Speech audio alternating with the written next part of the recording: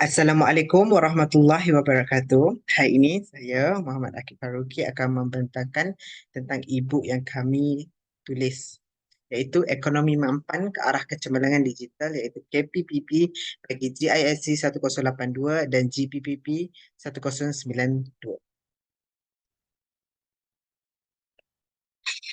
Ini adalah merupakan penulis dan ahli kumpulan kami, iaitu Akil Danish bin Muhammad Khairul Hisham, Muhammad Afiq Irfan bin Azrul, dan juga saya, Muhammad Akif Faruqi bin Zimin Hakim.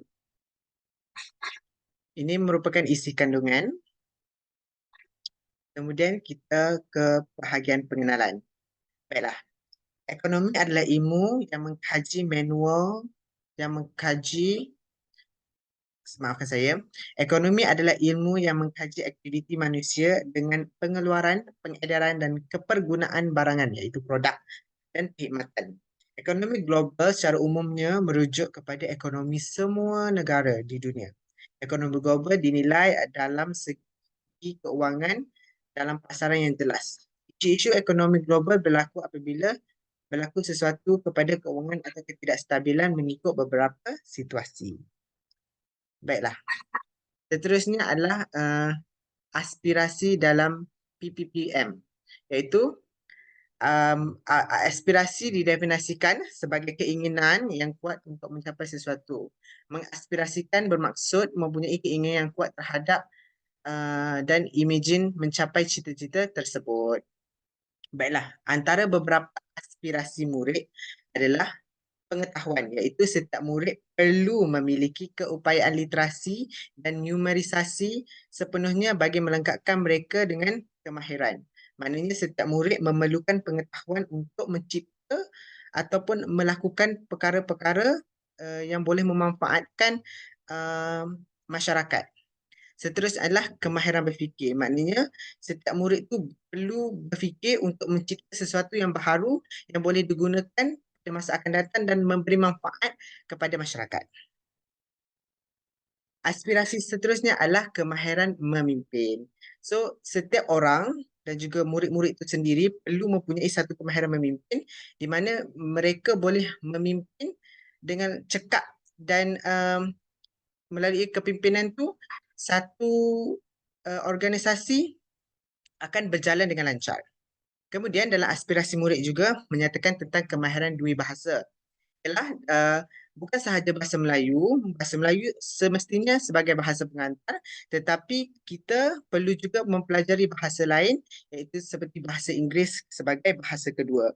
Kerana kita tahu bahawasanya bahasa Inggeris ni memainkan peranan penting lah kerana kebanyakan bidang sains dan teknologi dan juga bahan-bahan bacaan menggunakan bahasa Inggeris. Yang kelima adalah etika dan kerohanian. Sebab apa? Walaupun kita seseorang murid itu cemerlang dari segi akademik, mereka juga perlu mempunyai etika dan kerohanian supaya mereka mempunyai adab yang tinggi. Dan yang terakhir adalah identiti nasional. Ya, sebagai murid juga memerlukan identiti yang kukuh melalui penghayatan prinsip rukun negara. Diperlukan untuk menghayati dalam prinsip rukun negara yang dibaca. Setiap murid perlu mempunyai perasaan bangga menjadi rakyat Malaysia tanpa mengira agama, bangsa dan status ekonomi. Semangat patriotik perlu dipupuk sejak di bangku sekolah lagi dengan cara memahami sejarah negara dan mengingati pejuang tanah air setiap kali kemerdekaan disambut. Apabila mereka dewasa kelak, semangat ini akan menjadi asas yang baik kepada masyarakat.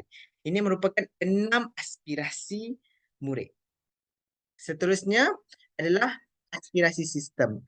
Dalam PPPPM menyatakan terdapat 5 aspirasi yang perlu dicapai.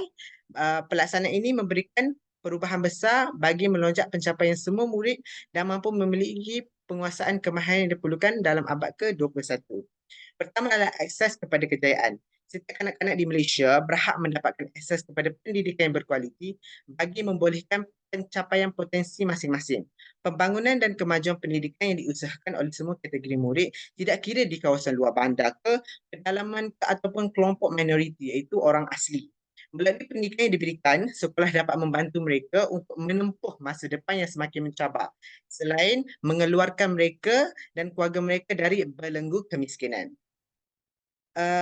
kedua adalah kualiti standard antarabangsa, di mana setiap kanak-kanak diberikan peluang untuk pendidikan yang cemerlang berdasarkan keunikan sistem pendidikan di Malaysia yang setanding dengan sistem pendidikan antarabangsa. Pentaksiran antarabangsa seperti PISA dan IMSS yang telah muncul sebagai satu instrumen perbandingan langsung tentang kualiti keberhasilan pendidikan. Melalui aspirasi ini, Malaysia berhasrat untuk berada dalam negara sepertiga teratas dari segi prestasi berdasarkan penilaian antarabangsa. Seterusnya adalah equity untuk semua murid. Sistem pendidikan berprestasi tinggi menjadikan pendidikan yang terbaik kepada setiap anak-anak tanpa mengira kedudukan geografi dan tina latar belakang sosioekonomi mereka. Menjelang tahun 2020, pendidikan Malaysia mensasarkan 50% pengurangan dalam jurang-jurang yang dinyatakan. Dan seterusnya adalah memupuk perpaduan dalam kalangan murid, iaitu murid merupakan salah satu kita tahu bahawasanya Malaysia merupakan salah satu negara yang berbilang kaum. Jadi kita memastikan bahawasanya perpaduan itu dipupuk agar negara akan kekal harmoni. Dan yang terakhir adalah pelaksanaan berkecapan tinggi, iaitu keberhasilan murid melalui indikator kepada kecekapan dalam pengurusan sistem pendidikan. Dalam usaha mencapai aspirasi sistem pendidikan, pelaksanaan perlu dilaksanakan dengan lebih bertanggungjawab dan akan penggunaan seperti bajet yang diperuntukkan dengan lebih cekap dan berkesan bagi memaksimalkan keberhasilan murid. Seterusnya ialah sistem pendidikan negara.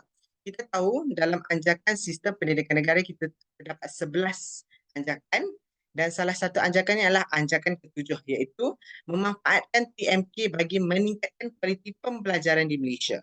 Antara matlamat anjakan ketujuh ini ialah sejak beberapa tahun kebelakangan, kementerian telah mendapat input daripada pelbagai pihak, iaitu ahli politik, ahli ekonomi, ibu bapa dan murid mengenai keperluan penyampaian aspirasi kepada sistem pendidikan di Malaysia.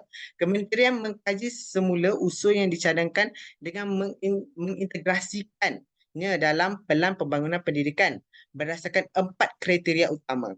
Kementerian menggunakan bukti antarabangsa bagi mengenal pasti dan memberi keutamaan kepada faktor yang membawa kelainan pada sistem dan penambahbaikan kepada murid.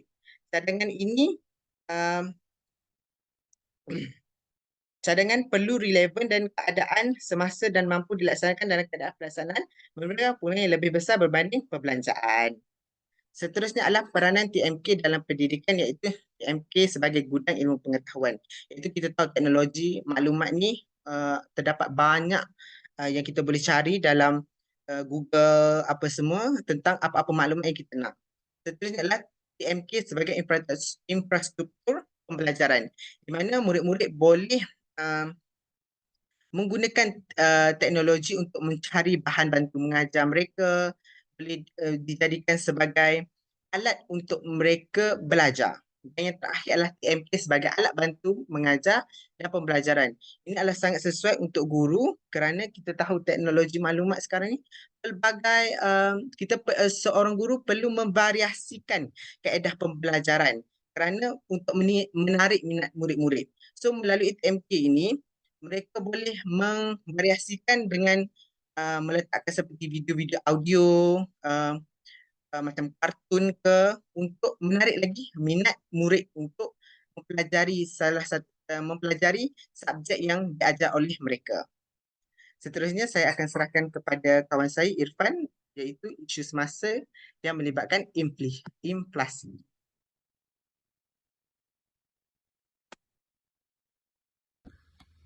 Okey. Assalamualaikum warahmatullahi wabarakatuh. Nama saya Akil Danish dari kelas PPS 2 3. Okey. Terima kasih kepada saudara Faruqi atas pembentangan sebentar tadi. Saya akan menyambung dengan isu semasa.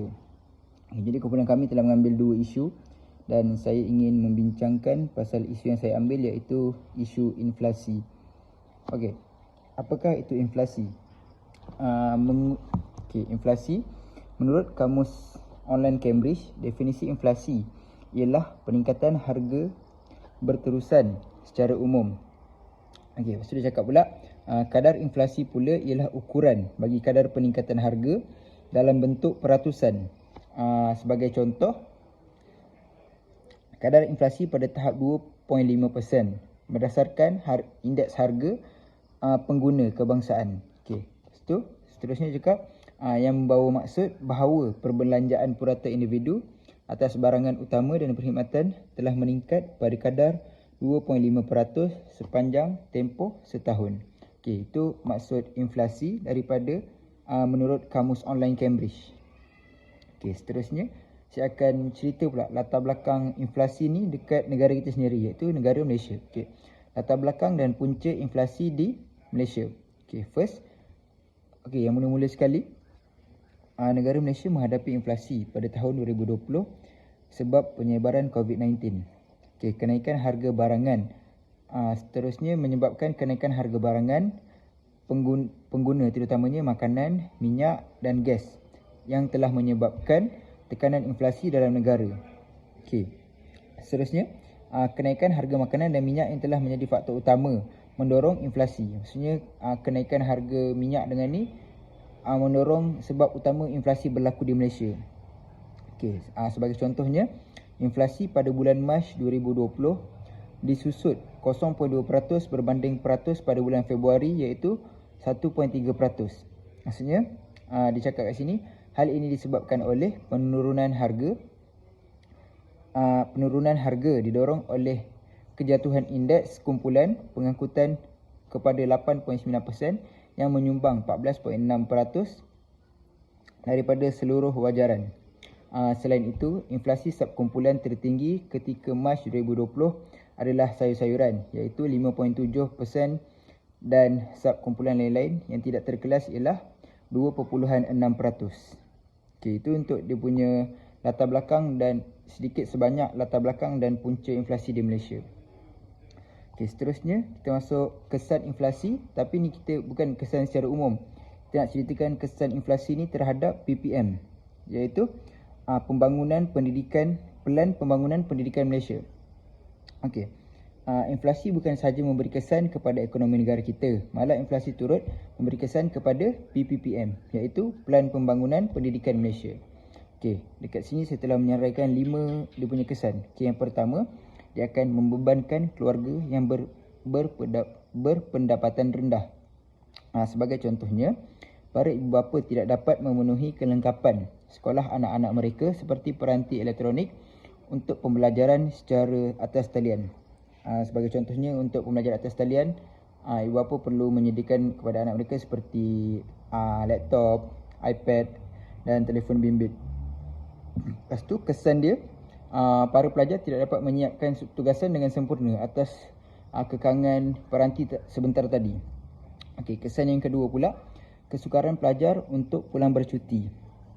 Okey, penjelasan dia, pulang bercuti untuk pelajar ni dapat meluangkan masa bersama keluarga, sangat penting untuk pelajar. Maksudnya pulang bercuti bersama keluarga ni sangat penting untuk pelajar. Sebab apa? Dengan berlakunya inflasi seperti ini, pelajar akan suka untuk pulang bercuti kerana memerlukan kos yang tinggi untuk pulang. Hal ini maksudnya perkara ini akan menyebabkan pelajar susah untuk pulang ke kampung. Hal ini dapat memberi impak negatif kepada pembentukan jati diri mahasiswa yang seharusnya dibentuk agar mereka berada dekat dengan keluarga. Okey, lepas tu kesan yang ketiga pula, pelajar kerja sampingan waktu belajar. Maksudnya pelajar-pelajar ni mengambil kerja sampingan waktu mereka sedang belajar atas sebab ingin mencari wang lebih. Okey, maksudnya dia cakap kat sini, ramai mahasiswa yang bekerja untuk menampung sara hidup yang tinggi. Maksudnya sambil belajar mereka cari kerja sambilan untuk tampung sara hidup yang tinggi. Okey, antaranya kos membayar rumah sewa, membeli makanan seharian dan membeli peralatan untuk belajar. Itu antara duit yang perlu digunakan dengan duit tu. Okey, contoh kerja sampingan yang sering dilakukan oleh pelajar-pelajar ni ialah pembantu kedai makan, bantu sapu sampah kat kedai makan, bantu cuci pinggan dan seterusnya membuat penghantaran makanan. Itu contoh macam GrabFood, Foodpanda. Okey, perkara ini akan memberi kesan negatif kepada pembelajaran seperti menjejaskan pencapaian akademik dan kurang fokus dalam kelas. Sebab apa? Sebab kebanyakan kerja ni mereka akan kerja sehingga lewat malam. Maksudnya mereka akan mengantuk dalam kelas. Okey, seterusnya Kesan yang keempat, kos membina sekolah pedalaman semakin meningkat. Okey, penjelasan dia, ibu bapa perlu menghantar anak di sekolah-sekolah yang sudah sedia ada, padat dan tidak lagi dapat menampung bilangan pelajar yang semakin meningkat. Okey, dan kesan yang terakhir dia saya ambil kat sini ialah peruntukan beasiswa dikurangkan. Okey, hal ini kerana sebanyak 240 juta ringgit Malaysia dianggarkan dapat dijimatkan setahun apabila kerajaan membatalkan 744 beasiswa kepada pelajar yang melanjutkan pelajaran ke luar negara. Maksudnya sebelum ni kerajaan akan menghantar untuk menyediakan beasiswa untuk pelajar kita ke luar negara. Tapi sebabkan inflasi, kerajaan tarik balik beasiswa tu, maksudnya banyak duit yang dapat dijimatkan. Okey. Lepas tu, contohnya beasiswa pada tahun 2022 menunjukkan beasiswa susut. Selain itu, purata kos pembelajaran kerajaan untuk seorang pemegang beasiswa JPA iaitu Jabatan Perkhidmatan Awam untuk setiap tahun adalah berbeza mengikut negara dan bidang pengajian yang diikuti oleh pelajar. Okey, itu saja untuk saya. Sekian, terima kasih.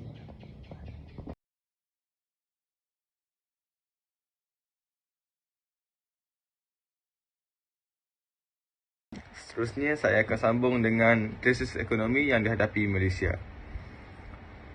Krisis ekonomi Malaysia ni pada awalnya bermula pada tahun 1970 disebabkan oleh peperangan pertama antara Mesir dan Israel. Dan ini juga dipanggil kejutan minyak. Kejutan minyak kali kedua terjadi disebabkan oleh revolusi Iran dan telah menyebabkan berlakunya kejatuhan ekspor ke luar negara. Seterusnya pada tahun 1985, sebanyak 1% ekonomi telah pun menurun akibat harga komoditi jatuh, kesan daripada kelembapan ekonomi dunia. Pada tahun 1997 pula, berlakunya krisis kewangan di negara Asia selepas serangan penyangga mata wang yang mengakibatkan ringgit Malaysia jatuh sebanyak 50%. Baru-baru ini pada tahun 2021, ekonomi dunia telah terganggu akibat daripada pandemik COVID-19 dan juga telah memberi kesan kepada kestabilan ekonomi di Malaysia akibat tertunggaknya ekonomi. Seterusnya, kita ada kesan terhadap pendidikan negara. Berlakunya peningkatan pengangguran dan kemiskinan. Hal ini dikatakan demikian kerana kemelesatan ekonomi dapat meningkatkan paras pengangguran dan kemiskinan pada angka yang membimbangkan. Hal ini dapat mempengaruhi akses pendidikan bagi keluarga yang terkena dampak dan keluarga yang berjuang untuk memenuhi keperluan harian mereka mungkin tidak dapat menyediakan pendidikan yang memadai atau keperluan anak-anak mereka. Seterusnya akan mengurangkan bilangan pelajar di Malaysia dan berpotensi untuk mengganggu keterampilan dan literasi dalam masyarakat. Yang kedua, berlakunya berkurang bajet pendidikan. Semasa ekonomi terganggu, kerajaan terpaksa menyusutkan bajet untuk pendidikan menyebabkan kurangnya sumber dan dana untuk sekolah, universiti dan program-program pendidikan yang lain. Seterusnya, terdapat peluang pekerjaan yang berkurang. Sebagai contoh, pasaran pekerjaan yang akan berkurang disebabkan oleh penyusutan ekonomi. Seterusnya akan berlaku lambakan graduan baru akibat penurunan peluang pekerjaan. Seterusnya, kita ada langkah menghadapi kesan terhadap pendidikan negara. Kerajaan telah pun mengambil langkah bagi memperkukuhkan kemahiran tenaga pelajar dengan menyediakan pelbagai program. Sebagai contoh, program peningkatan kemahiran berteraskan industri telah pun diadakan. Kerajaan telah pun mempromosikan sijil alternatif pembelajaran berterusan seperti program pengintarafan pencapaian terdahulu RPEK, Pendidikan Pembelajaran Berasaskan Pengalaman Terdahulu, APEL, serta memperluaskan liputan pembiayaan latihan untuk pelajar seperti perluasan Akta Pembangunan dan Sumber Manusia Berhad PSMB. Selain itu, kerajaan juga telah pun mengambil langkah untuk menambah baik kualiti pendidikan untuk meningkatkan outcome pelajar dan kecemerlangan institusi. Kerajaan telah pun meningkatkan pencapaian murid melalui peningkatan akses kualiti pendidikan, mengadakan Pembangunan Pendidikan Malaysia 2013 hingga 2025, iaitu untuk pendidikan sekolah, prasekolah hingga lepasan menengah. Kerajaan juga telah mempertingkatkan kualiti graduan dengan adanya Pelan Pembangunan Pendidikan Malaysia, iaitu pendidikan tinggi agar dapat membangunkan sistem pendidikan yang mantap selepas di tahap pendidikan tinggi. Okay. Seterusnya kita akan bincang tentang punca-punca berlakunya krisis kewangan global ini. Krisis kewangan yang pertama berlaku akibat subprima di Amerika Syarikat. Pasaran rumah Amerika Syarikat mengalami penurunan nilai hartanah menyebabkan gagalnya bayaran pinjaman perumahan subprima itu, iaitu pinjaman hipotek yang diberikan kepada pinjaman dengan kredit rendah.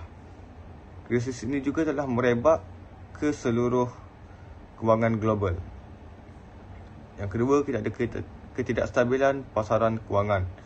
Pelabur kehilangan keyakinan dalam pasaran, terutamanya dalam kaitan dengan pelaburan hipotek yang berisiko tinggi dan mengakibatkan penarikan modal secara besar-besaran. Seterusnya, berlakunya kerosakan pasaran kewangan. Yang terakhir, akibat daripada peperangan negara besar, peperangan antara negara besar akan menyebabkan gangguan besar akan ekonomi dunia, iaitu perdagangan internasional. Malaysia sebagai negara yang tergantung pada perdagangan internasional mengalami penurunan dalam ekspor dan import serta mengalami kerugian akibat pembatasan perdagangan yang disekat oleh negara-negara yang terlibat dalam konflik. Bila negara besar berperang, mereka akan membekukan ekonomi negara tersebut, dan kita sebagai negara Malaysia, itu negara kecil, perlu mengikuti dasar mereka saja sebagai punca. Okey, seterusnya saya akan menyambung dengan cadangan penambahbaikan untuk memacu kecemerlangan pendidikan yang dihasratkan dalam PPPM. Okey. Cadangan yang saya ambil kat sini cadangannya ialah memanfaatkan ICT dalam pembelajaran. Okey. Caranya ialah guru perlu mengintegrasikan teknologi digital ke dalam proses pengajaran dan pembelajaran, iaitu PDP. Okey, selain itu, guru boleh menggunakan video pembelajaran, simulasi interaktif dan aplikasi pendidikan yang boleh membantu konsep pembelajaran dengan lebih baik. Hal ini kerana peralihan ke arah pembelajaran dalam talian membolehkan guru menyampaikan bahan pembelajaran secara fleksibel. Maksud fleksibel kat sini pada bila-bila masa dan di mana-mana sahaja. Maksudnya jika guru tidak dapat hadir ke sekolah, guru masih boleh untuk menghantar bahan pembelajaran. Okey, seterusnya, guru perlu memahami platform pembelajaran dalam talian.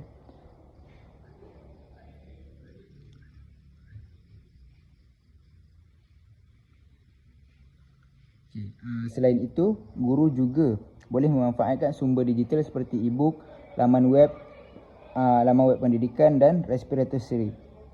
Okey, perkara ini dapat membantu memperkayakan pengalaman pembelajaran pelajar. Okey, antara caranya ialah guru perlu, maksudnya cara untuk Antara cara untuk mendidik guru dalam pembelajaran ICT ni ialah guru boleh antara caranya ialah guru perlu mengikuti kursus dan latihan berkaitan teknologi dan pembelajaran digital. Selain itu, pendidikan profesional yang berterusan membantu guru terus memperbaharui kemahiran. Seterusnya, guru juga boleh bekerjasama dengan rakan sekerja dan pakar pendidikan melalui rangkaian digital. Pertukaran idea dan perkongsian pengalaman dapat memperkayakan pembelajaran guru. Sekian, terima kasih.